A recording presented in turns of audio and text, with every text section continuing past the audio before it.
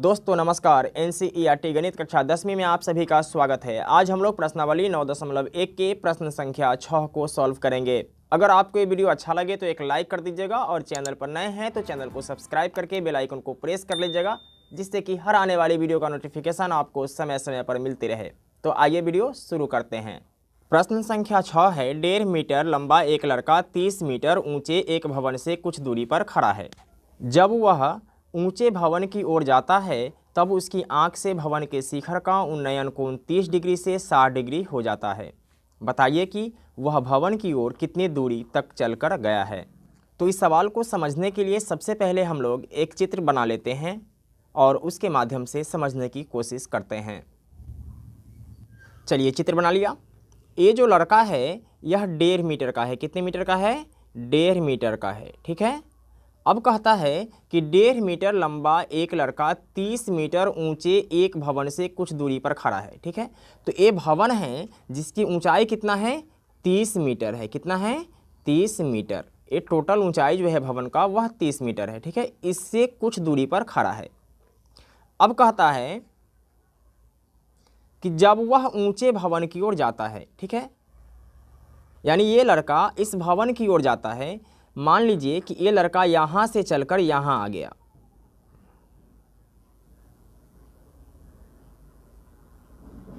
ठीक है। तब क्या होता है कि इसकी आंख से भवन के शिखर का उन्नयन कोण जो ऐसे करके बनेगा यहां, ठीक है ना, यह कितना है? 30 डिग्री होता है। कितने डिग्री का होता है? 30 डिग्री का होता है। ठीक है। और जब यह भवन की ओर जाता है तो इसकी आंख से भवन के शिखर का जो उन्नयन कोण होता है, ठीक है, वह 60 डिग्री का हो जाता है। कितने डिग्री का हो जाता है? 60 डिग्री का हो जाता है। ठीक है। तब हमें क्या करना है कि ये बताना है कि वो भवन की ओर कितनी दूरी तक चलकर गया। यानी ये यहाँ से यहाँ तक जो चला है यह कितनी दूरी तक चलकर गया है, यही हमें क्या करना है? बताना है। ठीक है। तो इसके लिए सबसे पहले हम क्या करते हैं कि इसको यहाँ से मिला देते हैं। ठीक है। और एक कोण बना देते हैं ऐसे। ठीक है। और यहाँ से इसको कोण बना देते हैं ऐसे। ठीक है। इसके बाद आपको समझना ये है कि लड़का 1.5 मीटर का यहाँ है तो यहाँ भी क्या होगा? यह 1.5 मीटर ही होगा। ठीक है। इसके बाद अगर इसकी आंख से जो ये रेखा है ये क्षैतिज रेखा बन रहा है, इसका मतलब ये है कि यहाँ से यहाँ की दूरी भी क्या रहेगा? 1.5 मीटर का ही रहेगा। ठीक है। लेकिन भवन की ऊंचाई तो 30 मीटर था। तब यहाँ क्या करेंगे कि 30 मीटर में हम 1.5 मीटर को घटा देंगे। ठीक है। तो क्या आ जाएगा? 28.5 मीटर आ जाएगा। तो यहाँ से यहाँ की जो ऊंचाई है वह क्या है? 28.5 मीटर है। ठीक है। अब ये जो चित्र हमने बनाया है ये आपको बनाने की ज़रूरत नहीं है, ये हमने आपको समझाने के लिए बनाया है। हम लोगों को एक रेखा चित्र के माध्यम से परीक्षा में बनाना है। तो आइए एक रेखा चित्र बना लेते हैं। ये हमने रेखा चित्र बना लिया।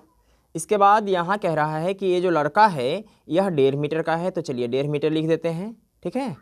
इसके बाद ये लड़का यहाँ चला आता है तो ये भी 1.5 मीटर हो जाएगा। ठीक है। और चूंकि इसकी आंख से ये क्षैतिज रेखा बन रहा है इसलिए ये भी 1.5 मीटर होगा।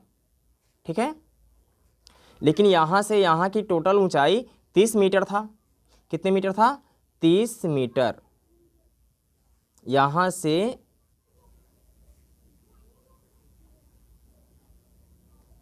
इसकी ऊंचाई टोटल कितना है? 30 मीटर है। लेकिन हमें इसकी टोटल ऊंचाई से मतलब नहीं है, इसकी आंख से जो दृष्टि रेखा बन रहा है, ठीक है ना, यहाँ तक की ऊंचाई ही हमें चाहिए। ठीक है। तो 30 मीटर में से 1.5 मीटर घटा देते हैं तो ये आ जाता है 28.5 मीटर। ठीक है। यहाँ से यहाँ तक की ऊंचाई। ठीक है। और जब यह लड़का ऊंचे भवन की ओर देखता है तब इसकी आंख से पहले तो 30 डिग्री का कोण बनता है। ठीक है। इसके बाद जब ये भवन की ओर जाता है तो इसकी आंख से 60 डिग्री का कोण बनता है। ठीक है। इसके बाद इस सब का हम नाम दे देते हैं। तो आइए इसका नाम ए दे देते हैं, इसका बी, इसका सी और इसका डी। ठीक है। इसके बाद ये लड़का यहाँ से चलकर यहाँ चला आता है इसलिए इसका नाम हम दे देते हैं ई, इसका नाम एफ। अब ए बचता है तो इसका नाम हम दे देते हैं जी। ठीक है। अब इस चित्र के माध्यम से ही हमें सवाल को सॉल्व करना है। ठीक है, ये चित्र मैं आप लोगों को समझाने के लिए बनाया था। अब जो ये चित्र बना है, इस चित्र के माध्यम से हम लोग इसका स्टेटमेंट लिख लेंगे।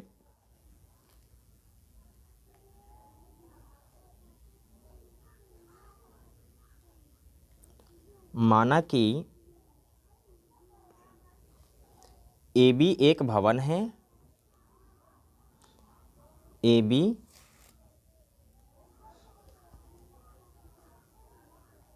एक भवन है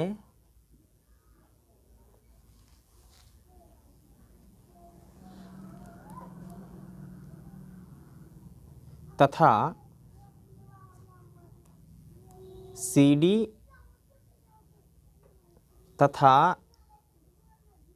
EF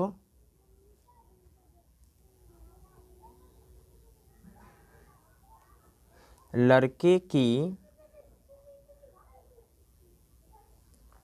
दो स्थितियां हैं।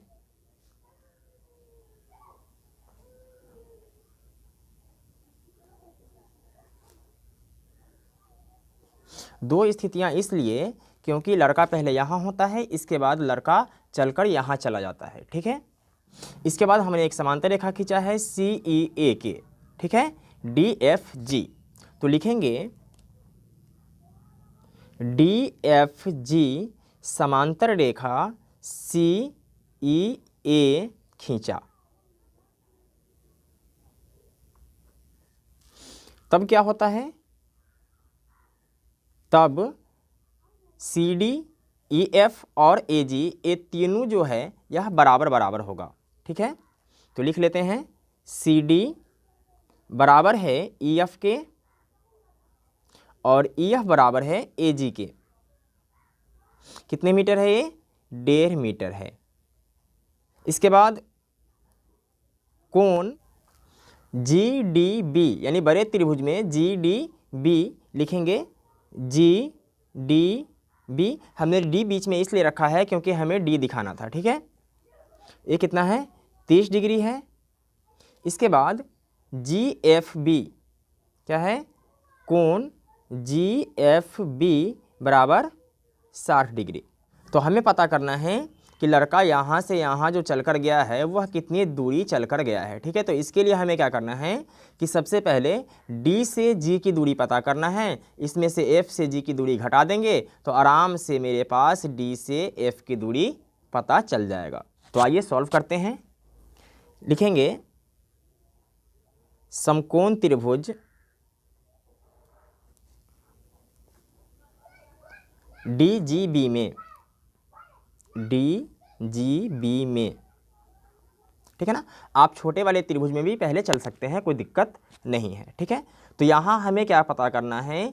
D से G की दूरी यानी ये आधार है। ठीक है, और कोण के सामने का भुजा लंब होता है, तो लंब तो हमें पता है 28.5। ठीक है, तो लंब और आधार का संबंध किससे है? तो tan थीटा से है और cot थीटा से है। तो आप यहाँ tan थीटा का फॉर्मूला या cot थीटा का फॉर्मूला लगा सकते हैं। तो लिख लेते हैं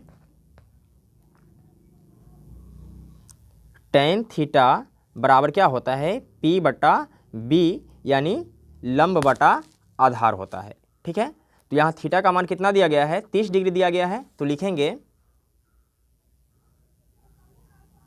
tan 30 डिग्री।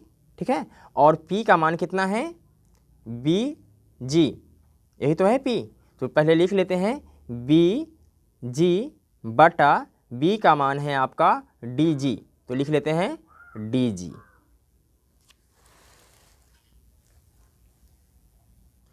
तो tan 30 डिग्री का मान होता है, tan 30 डिग्री का मान होता है 1/√3।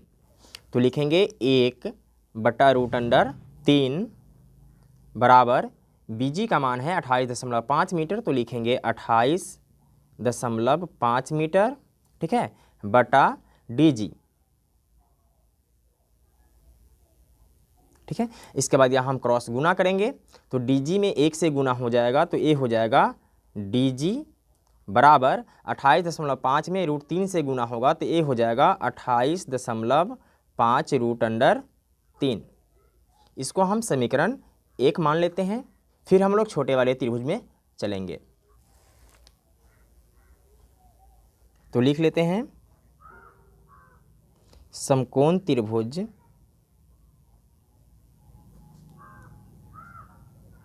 FGB में, FGB में, ठीक है। तो यहाँ भी हमें क्या करना है, आधार पता करना है। लंब दिया हुआ है तो हम tan का फॉर्मूला लगाएंगे, क्योंकि tan का संबंध होता है लंब बटा आधार। तो लिखेंगे tan, ठीक है। डायरेक्ट लिख लेते हैं 60 डिग्री बराबर BG बटा FG। तो tan 60 डिग्री का मान होता है √3, तो लिखेंगे √3 बराबर BG का मान है 28.5, तो लिखेंगे 28.5 बटा में FG, ठीक है। इसके नीचे 1 मान लेते हैं, फिर क्रॉस गुना करेंगे तो क्या हो जाएगा, √3 गुने GF या FG बराबर 28.5 में 1 से गुना हो जाएगा, तो ये हो जाएगा 28.5 बराबर GF बराबर क्या हो जाएगा 28.5 बटा में √3, ए √3 नीचे चला आएगा। इसको समीकरण 2 मान लेते हैं। तो हमें चाहिए D से F की दूरी यानी C से E की दूरी, ठीक है ना। तो लिखेंगे D से F बराबर क्या करना पड़ेगा, D से G की दूरी घटाना पड़ेगा हमें F से G की दूरी, यानी यहाँ से यहाँ की दूरी को घटा देते हैं, ठीक है ना। तो F से G की दूरी, ठीक है। तो DG का दूरी कितना है 28.5 √3, लिखेंगे 28.5 √3 घटाना है G से F की दूरी, तो लिख लेते हैं कितना है 28.5 बटा में √3। अब घटाने के लिए हमें क्या करना होगा कि इसका बटा का घटाव बनाना पड़ेगा, या यहाँ से आप इसको गुना करके इसको माइनस कर सकते हैं, ठीक है। तो 28.5 √3 में √3 से गुना करना है, तो आइए गुना कर लेते हैं। देखिए 28.5 √3 में हमें गुना करना है √3 से, ठीक है। तो यहाँ रूट के बाहर कोई संख्या नहीं है, ठीक है। तो यहाँ जो संख्या है इसको हम लिख लेंगे 28.5, ठीक है। गुना का चिन्ह देंगे, √3 का गुना √3 से करेंगे तो क्या आ जाएगा √9, और जब √9 को रूट से बाहर करेंगे तो ए आ जाएगा 3, ठीक है। अब इसका गुना कर लेते हैं, तो 5 × 3 = 15 का 5 हासिल 1, 8 × 3 = 24 और 1 = 25 के 5 हासिल 2, 3 दूनी 6 और 2 8, ठीक है। और 1 अंक से पहले यहाँ दशमलव लगा है, इसलिए यहाँ भी हम 1 अंक से पहले दशमलव लगा देंगे, तो क्या आ गया 85.5, ठीक है। तो लिख लेते हैं 85.5 माइनस क्या है 28.5 बटे √3, ठीक है। अब हमें घटाना है, तो आइए घटाते हैं। 85.5 में से माइनस करना है 28.5, ठीक है। तो 5 में से 5 माइनस होगा तो 0, 5 में से 8 नहीं घटेगा तो 1 दहाई पैंचा लेंगे, तो ये हो जाएगा 15, 15 में से 8 गया तो क्या बचेगा 7, और ए क्या बचेगा 7, 7 में से 2 गया तो 5, यानी 57 दशमलव के बाद 0 का कोई वैल्यू नहीं होता है। तो ये आ जाएगा मेरे पास 57, ठीक है, बटा √3। अब यहाँ हम प्रमेयीकरण कर देंगे, तो प्रमेयीकरण करने के लिए नीचे का जो संख्या होता है उससे ऊपर और नीचे दोनों में गुना कर देते हैं, तो ऊपर में हो जाएगा √3 और नीचे भी √3, तो ये हो जाएगा 57 √3, क्या हो जाएगा 57 √3, और 3 में √3 से गुना होगा तो क्या होगा √9, और जब इसको बाहर करेंगे तो ए आ जाएगा 3। अब इसको काट देते हैं तो क्या आएगा 19, तो इसको हम लिख सकते हैं 19 √3 मीटर।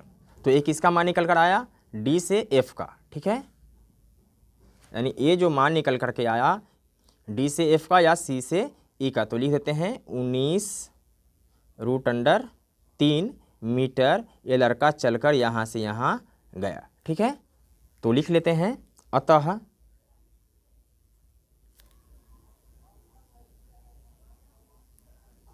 लड़का